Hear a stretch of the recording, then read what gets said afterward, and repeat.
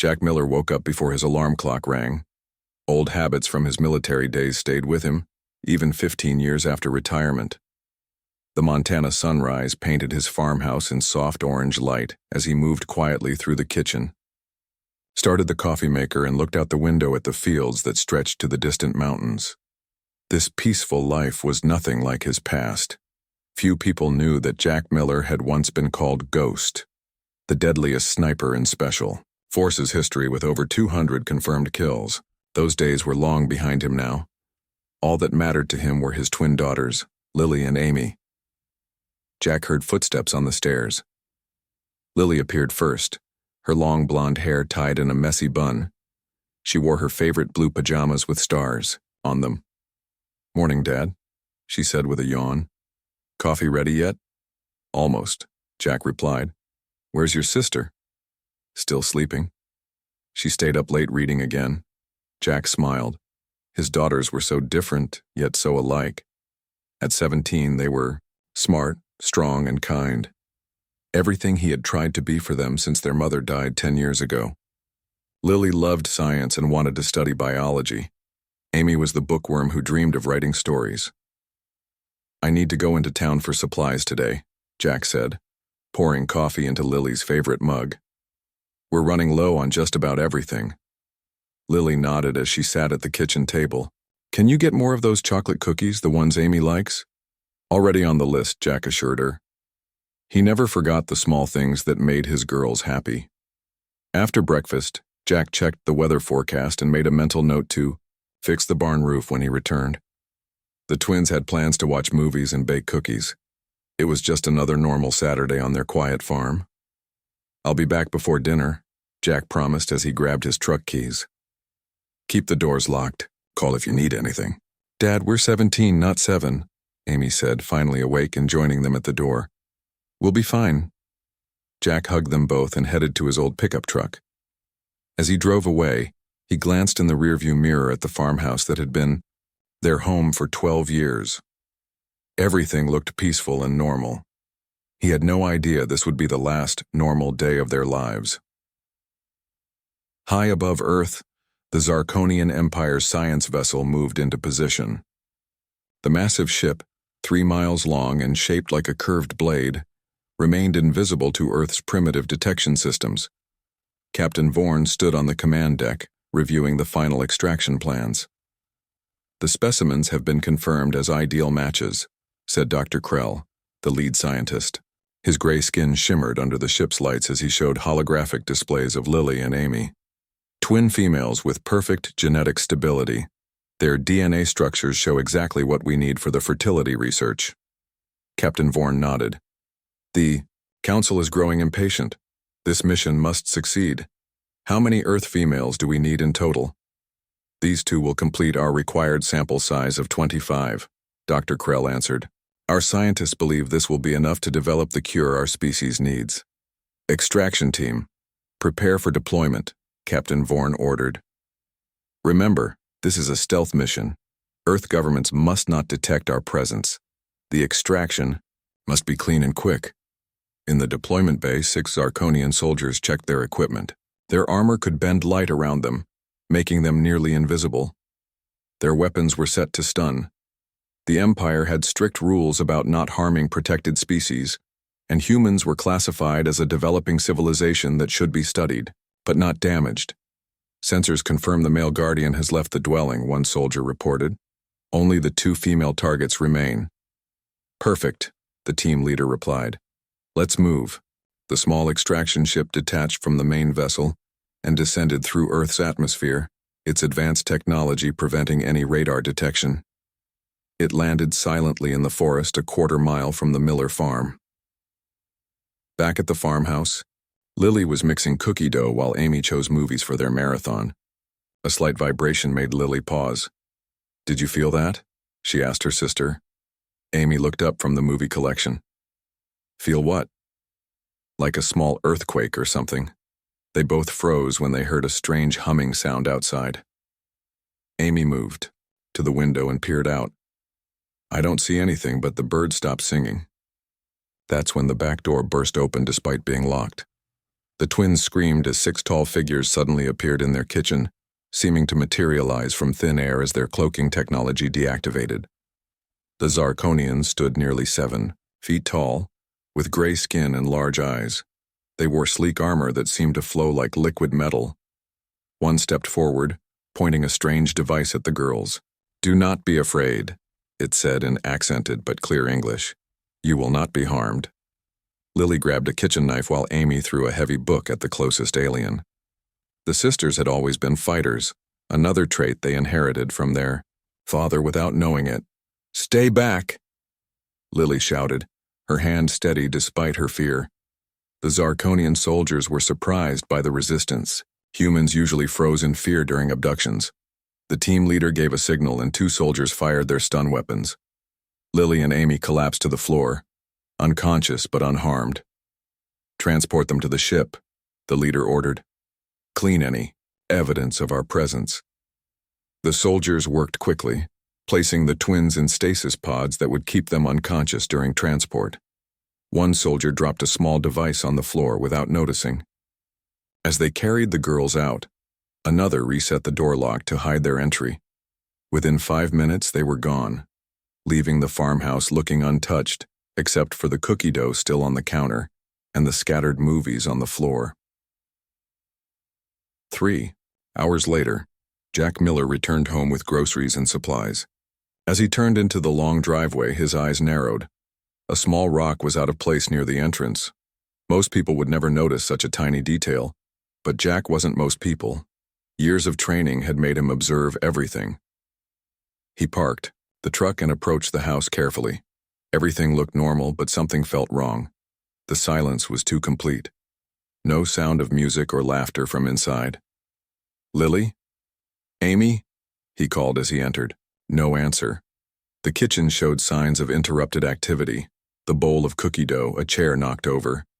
Jack's heart raced as he searched every room, calling for his daughters. They were gone. Back in the kitchen, something caught his eye. A small metallic object that didn't belong there. He picked it up, studying the strange design that was clearly not human technology. In that moment, something awakened in Jack Miller that had been dormant for 15 years. The calm, loving father disappeared, replaced by the cold, calculating killer once known as Ghost. His eyes hardened as he realized what had happened. Someone had taken his daughters, and whoever or whatever they were, they had just made the biggest mistake of their lives. Jack Miller sat in his truck outside the local sheriff's office, gripping the steering wheel until his knuckles turned white. The meeting had gone exactly as he expected. Sheriff Dawson had been polite but dismissive, writing down notes about the twins' disappearance while avoiding eye contact when Jack mentioned the strange metal device. "Mr. Miller, we'll put out a missing persons report," the sheriff had said. "But teenagers run away all the time. Maybe they just wanted some adventure." Jack knew better. His girls wouldn't run away without a word, and they certainly wouldn't leave behind that alien technology he'd found on the kitchen floor. No, something much worse had happened. He started the truck and pulled out his old phone. Not his regular cell, but a special one he kept hidden in a waterproof box under the truck's seat. He hadn't used it in 15 years. Jack dialed the only number saved in its memory and waited. "This number is no longer in service," said an automated voice. Jack hung up and tried again, this time entering a special code after the tone. The line clicked. "Authentication required," a woman's voice said. "Ghost. Code Bravo Sierra 719, Jack replied, his voice dropping to the cold, professional tone he hadn't used since his military days. There was a long pause. "That code expired over a decade ago. Who is this?" "Tell Susan Adams that Jack Miller needs to speak with her now." Another long pause. "Hold, please." 10 minutes later, Jack was driving east on the highway, following directions to a meeting point 40 miles outside of town. His mind raced with memories of Commander Susan Adams. They had served together on 3 missions in places that didn't officially exist. If anyone would believe him about aliens, it would be Susan. At the meeting point, a closed-down gas station in the middle of nowhere, Jack parked and waited. Exactly 9 minutes later, a black SUV pulled up beside him. The window rolled down to reveal a woman in her 50s with short gray hair and sharp eyes that missed nothing. "You look old, Jack," Susan said without smiling. "You too," he replied. "Thanks for coming." "I almost didn't. You're supposed to be farming in peaceful retirement." Jack reached into his pocket and placed the alien device on the center console between them. "My daughters were taken. This was left behind." Susan's expression changed instantly. She picked up the device carefully, examining it from all angles. "When?" "Yesterday, while I was in town." "Get in," she ordered, her voice now all business. Inside her vehicle, Susan placed the device in a special container. "We need to go somewhere. Safe to talk," she said as she drove away from the gas station. An hour later, they arrived at what looked like an abandoned warehouse. Inside, however, was a high-tech facility with military personnel and scientific equipment. "Welcome to Project Sentinel," Susan said as they passed through multiple security checkpoints, a joint task force monitoring extraterrestrial activities. Jack's face remained neutral, but his mind was processing this revelation. "You know about them." "For the past 20 years, Susan confirmed. "After you retired, things escalated. We've documented multiple species observing Earth. Most just watch, some take samples, a few abduct humans." In a secure room, Susan placed the device in a scanner. "This belongs to the Zarkonians," she explained as data filled screens around them. "A powerful empire spanning hundreds of star systems, advanced, organized, and interested in human genetics." "Why my girls?" Jack asked, his voice dangerously calm. "Identical twins are extremely valuable to them. Their scientists study genetic variations. But we have an agreement with them. They're supposed to notify us before any extraction, and they only take volunteers." "Volunteers?" Jack's eyes narrowed. "My daughters didn't volunteer." Susan looked troubled. "No, they wouldn't have. This wasn't authorized." "Something's wrong." She typed commands into a computer. "Our satellite feeds show a small craft landing near your property yesterday. It returned to a larger vessel in orbit that left our system shortly after." "Where did they go?" Jack demanded. "We don't know, but I have a theory." Susan brought up a star chart. "The Zarkonians have a research outpost in the Proxima Centauri system. It's their closest facility to Earth." Jack stared at the map. "How do I get there?" Susan laughed, then stopped when she saw his expression. "You're serious, Jack? That's 4 light years away." "I don't care if it's 1,000,000. Those are my daughters." Susan's face softened slightly. "Our agreements with the Zarkonians include diplomatic channels. We can demand their return. And if they refuse, or if this wasn't officially sanctioned by their government," Jack pressed. "How long would diplomacy take? Weeks? Months? Years?" Susan didn't answer, which was answer enough. Jack stood straighter, his full height intimidating even in civilian clothes. "I need a ship," he stated flatly. "That's impossible." "Nothing's impossible.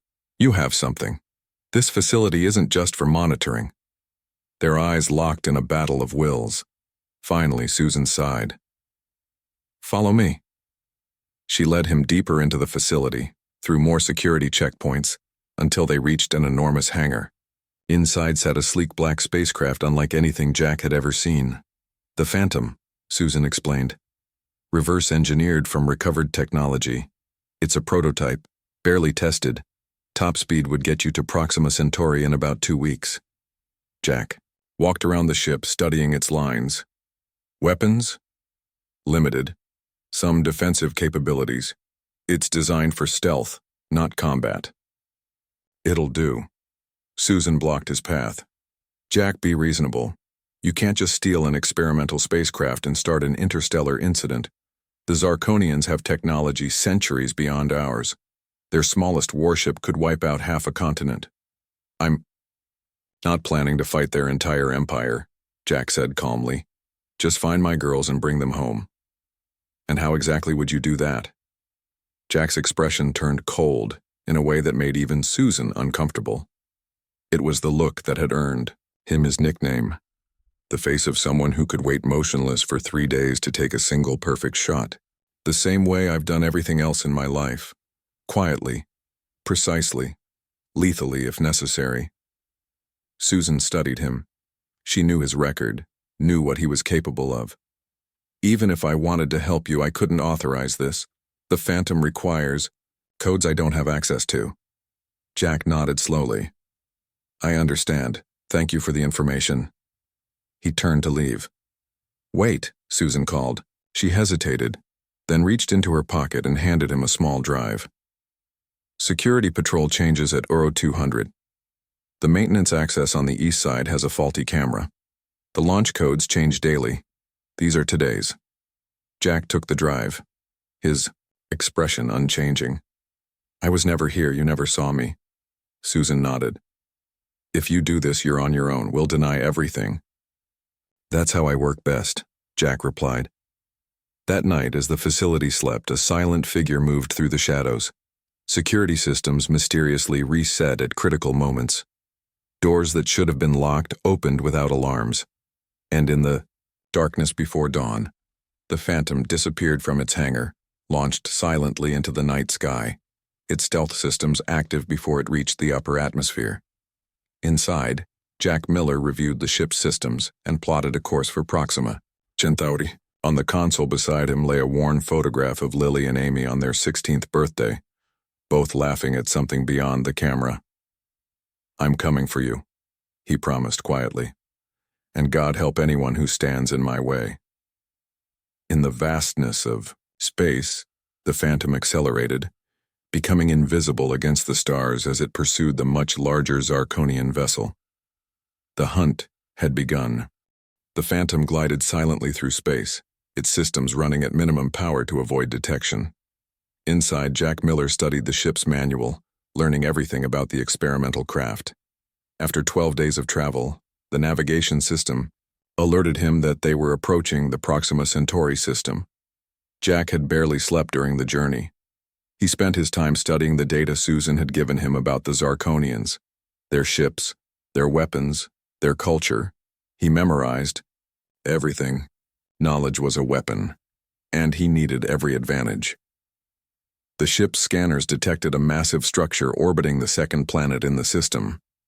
It matched the description of a Zarkonian research outpost. Jack activated the Phantom's cloaking system and approached carefully. Let's see what we're dealing with, he muttered to himself. The outpost was enormous, a ring-shaped station with ships coming and going from various docking ports. Jack used the Phantom's sensors to scan for human life signs. The results showed 24 humans aboard the station, all female, all clustered in one section. There you are, Jack whispered, looking at the blinking dots on his screen. 2 of them had to be Lily and Amy. He studied the station's layout and traffic patterns. Every ship approaching the station followed strict procedures: identification, codes, designated approach vectors, security scans. The Phantom couldn't dock normally without being detected, but Jack noticed something useful. The station had maintenance airlocks that opened periodically to release waste and bring in supplies. If he timed it right, he could attach the Phantom to one of these airlocks while it was cycling. Jack waited patiently, watching 3 maintenance cycles before choosing his moment. When the next cycle began, he guided the Phantom into position and matched the rotation of the station perfectly. The ship shuddered slightly as magnetic clamps engaged. He had attached to the station without triggering any alarms. Jack put on the tactical suit Susan had stored aboard the Phantom. It wasn't designed for space combat, but it offered some protection and had useful features: enhanced strength, limited cloaking ability, and a heads-up display. He checked his weapons: a stun pistol based on alien technology and a combat knife. He preferred to avoid killing if possible, but he would do whatever was necessary to save his daughters. Time to go hunting, Jack said as he sealed his helmet and entered the airlock.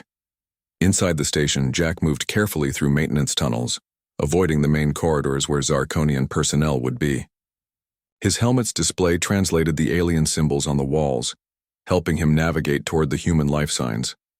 The Zarkonians were taller than humans, so Jack had to crouch in some areas. The station's artificial gravity was slightly stronger than Earth's, making his movements more difficult.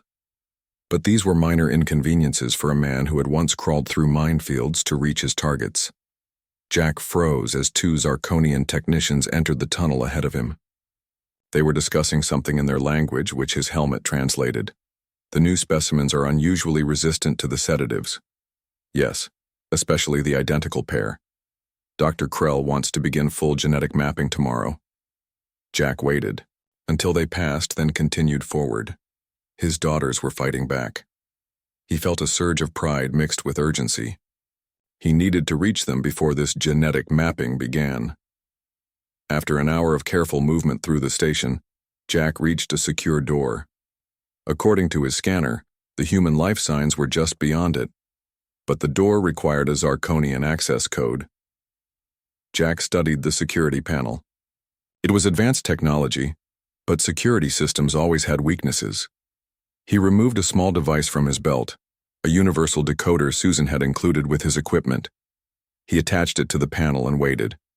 The device worked through thousands of possible combinations in seconds.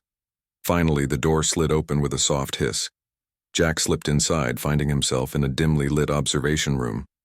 Through a large window, he could see a larger room filled with separate living quarters. Inside each one was a human woman. The room was clearly designed for viewing and monitoring the women. Computer screens displayed vital signs and other data. Jack saw name tags on each screen. The aliens had labeled their specimens. His heart raced when he saw Lily Miller and Amy Miller on two adjacent screens. His daughters were alive. Jack heard a door open behind him. He turned to see a Zarkonian scientist entering the room. The alien was smaller than the others he'd seen, with lighter gray skin. It carried a tablet-like device and wore no armor. Before the scientist could react or call for help, Jack moved. He lunged forward, clamping one hand over the alien's mouth and pressing the stun pistol against its side with the other. "Make a sound and you die," Jack whispered. "Nod if you understand." The Zarkonian nodded slowly, its large eyes wide with fear. "You speak English?" Jack asked. Another nod. "Good. I want my daughters, Lily and Amy Miller. You're going to help me get them and the other women out of here. If you cooperate, no one gets hurt. If not..." Jack let the threat hang in the air. The alien spoke in a soft, high-pitched voice when Jack removed his hand. "You are their father? The one they speak of?" Jack's eyes narrowed. "They've talked about me?" "Yes. They said their father would come for them." The others did not believe, but those two never doubted. The scientist seemed more curious than frightened now. "I am Dr. Zex. I have been assigned to study them." "Study?" Jack's voice turned dangerous. "Not harm," Dr. Zex assured quickly. "We need their genetic material to save our species. A disease is making our people sterile. Human DNA contains elements that could help create a cure." Jack processed this information. Why kidnap them? Why not ask for volunteers? The High Council forbids official contact with Earth. These extractions were unauthorized, a desperate measure by our science division. "I don't care about your politics or your disease," Jack said coldly. "Open the doors to their quarters. Now."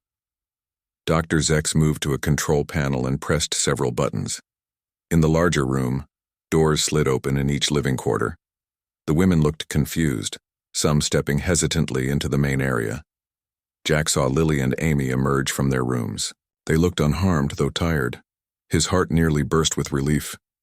"Is there an alarm you can trigger?" Jack asked Dr. Zex. "Yes, the emergency evacuation alarm." The scientist pointed to a red panel on the wall. "Trigger it." Dr. Zex hesitated. "That will alert security." "Do it anyway, then open the door to that room." When the scientist complied, a loud wailing sound filled the station. The door to the holding area opened and Jack stepped through. The women inside backed away fearfully until Amy looked up and saw him. "Dad!" she screamed. Both twins ran to him, throwing their arms around him despite his tactical gear. "We knew you'd come," Lily said, tears streaming down her face. "Always. Jack promised, holding them tight for just a moment. Then he switched back to mission mode. We need to move now. All of you. He addressed the other women. Stay close and follow me. Where are we going? One woman asked. Home, Jack said simply. I have a ship docked at a maintenance airlock. It's small, but it'll fit everyone if we squeeze. As alarms continued to blare, Jack led the group back through the door. He kept Dr. Zex with them, using the alien as both guide and shield. The fastest route to the maintenance section, Jack demanded. As Dr. Zex directed them through the station's corridors, Jack knew their window of escape was narrow. Soon the station would be swarming with security forces.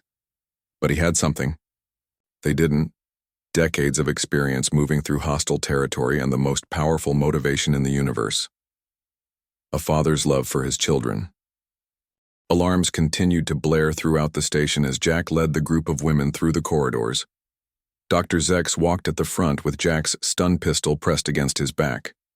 The alien scientist guided them through less used passages, avoiding the main areas where security would be heaviest.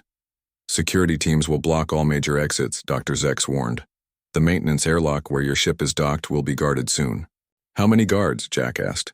Standard protocol is 4 for each exit point during an emergency. Jack nodded. 4 guards he could handle. He glanced back at the women following him. 24 frightened humans, including his daughters. Getting them all safely to the Phantom would be challenging but not impossible. Dad, Amy whispered, moving closer to him.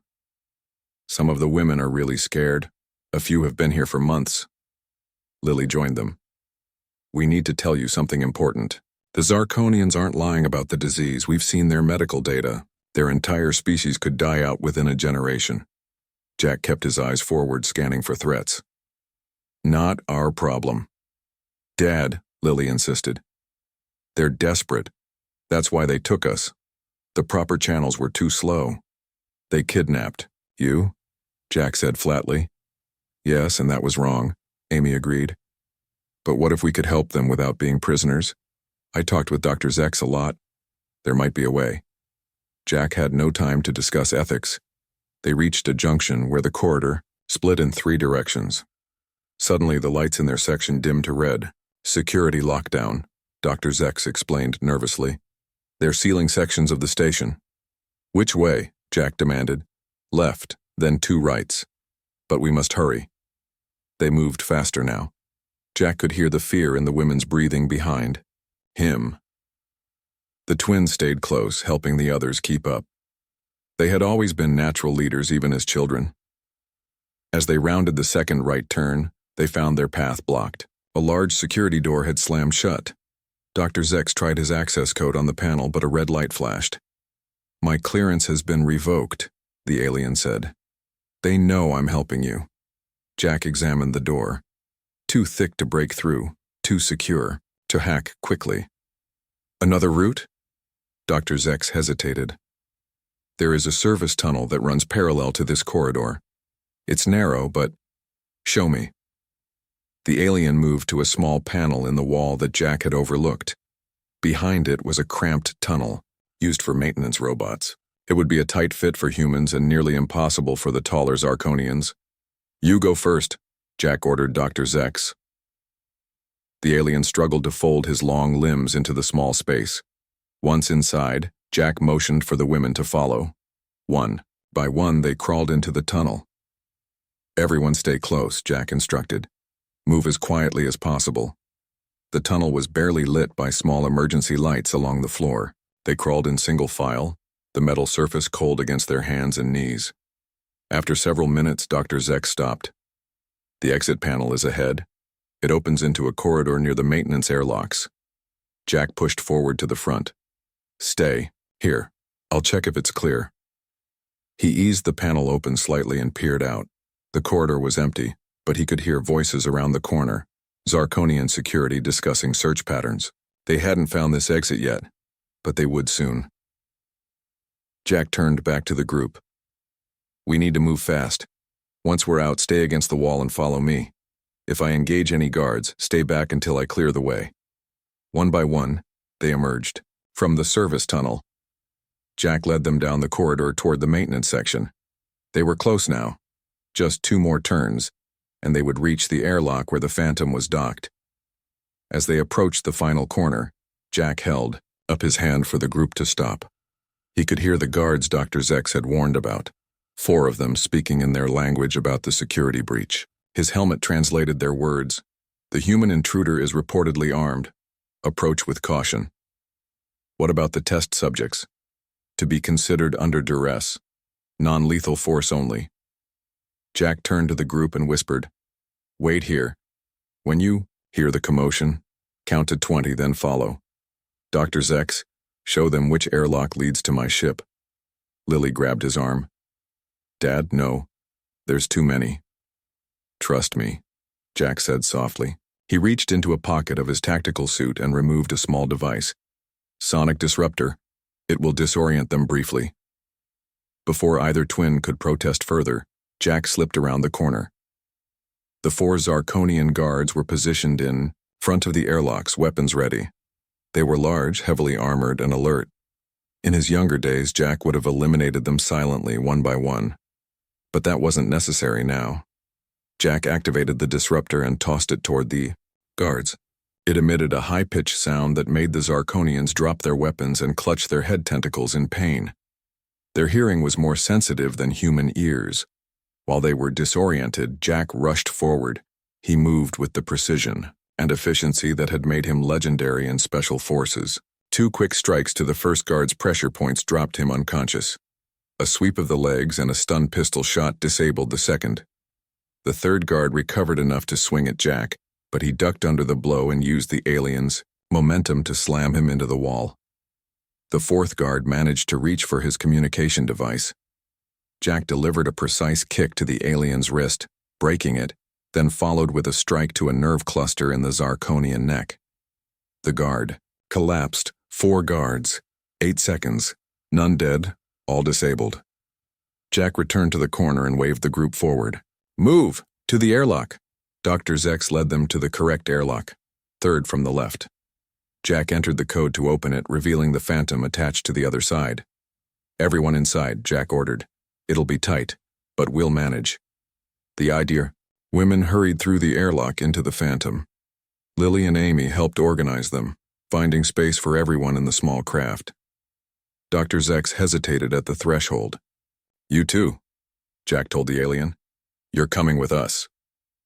"Why?" Dr. Zex asked, surprised. "Insurance. And my daughters seem to think you might be useful." Once everyone was aboard, Jack sealed the airlock and moved to the pilot's seat. The Phantoms. Systems came online immediately. Warning, security breach detected. Multiple pursuit craft being deployed. Jack's hands flew over the controls. "Hang on. This might get rough." He disengaged the magnetic clamps holding them to the station. The Phantom pulled away just as alarms began blaring on the control panel. 3 Zarkonian security ships had launched from the station and were heading toward them. "Dad, they're going to catch us," Amy said, looking at the scanner. "The Phantom can't outrun those ships." Jack's expression remained calm.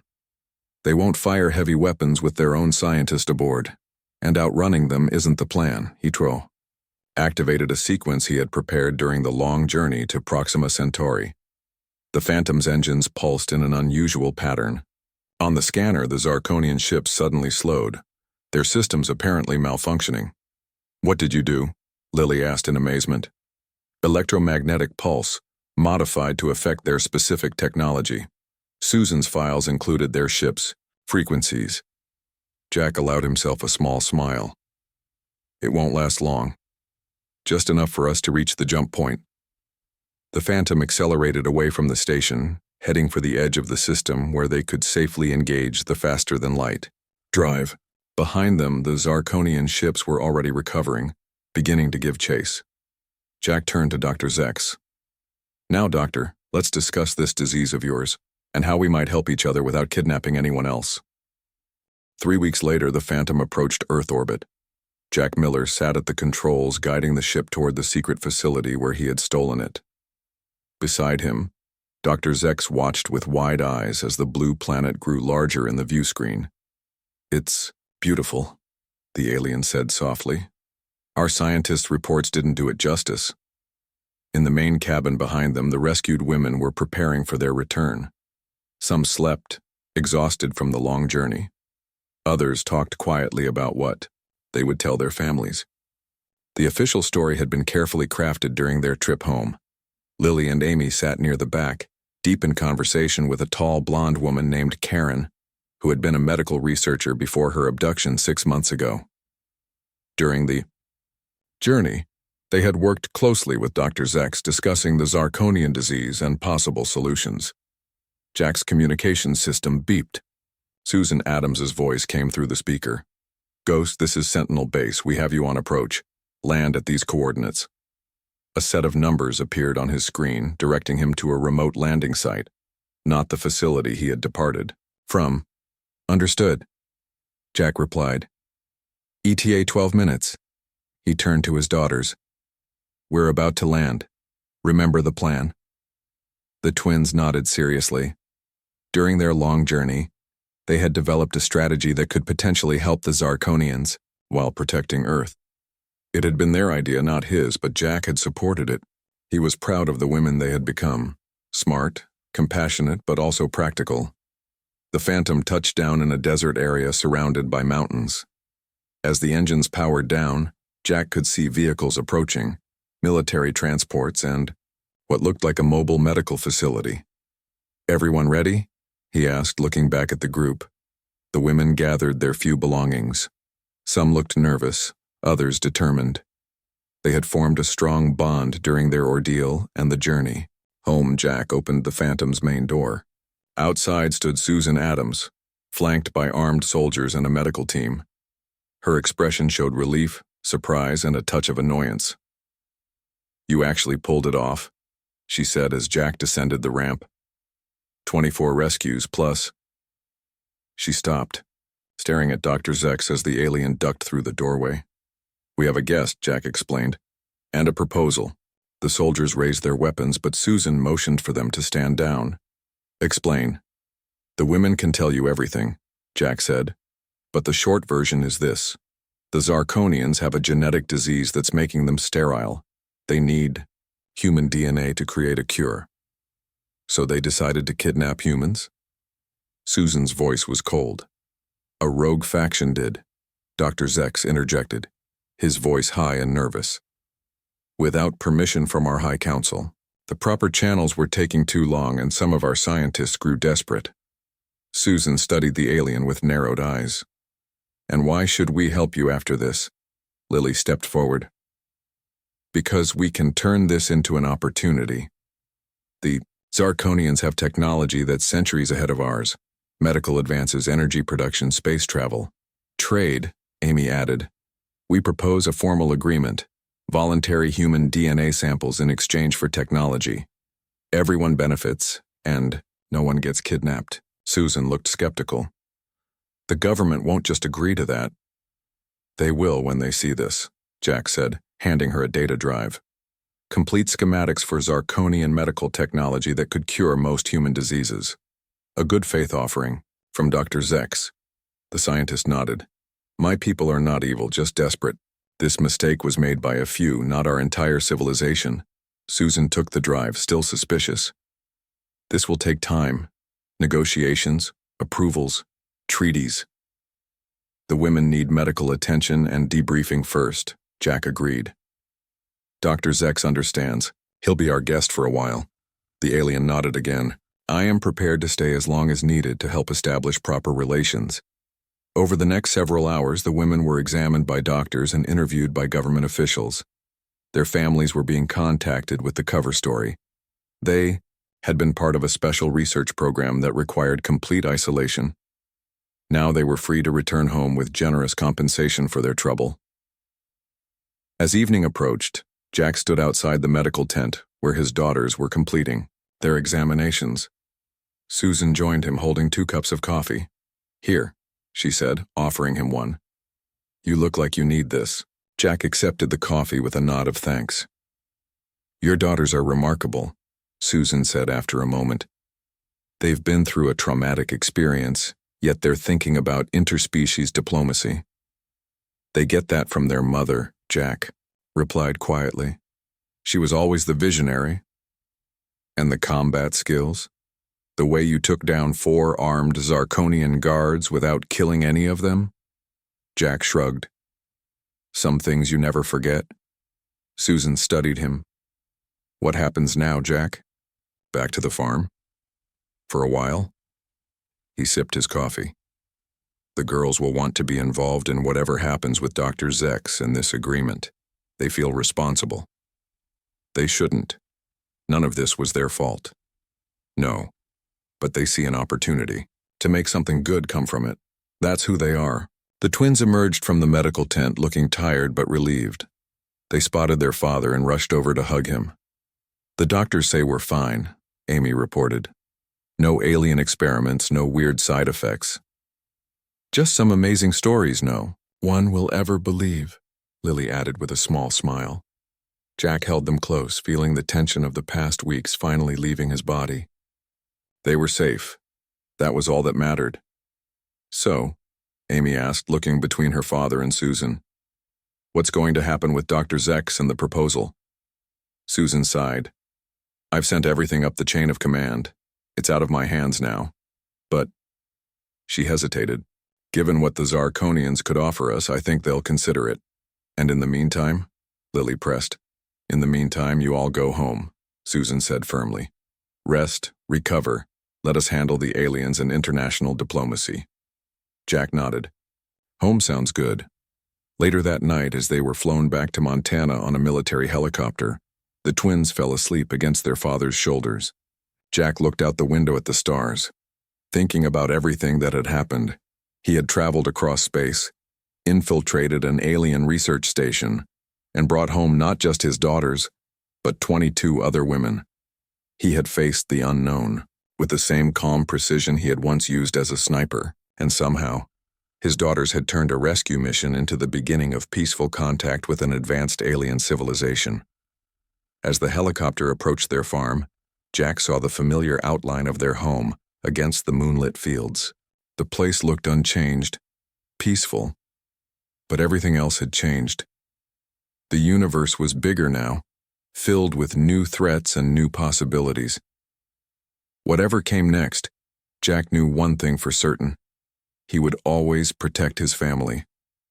And if the Zarkonians or any other species ever threatened Earth again, they would learn the hard way why he had been called Ghost. Some legends never die. They just wait quietly, watching from the shadows, ready to strike when needed.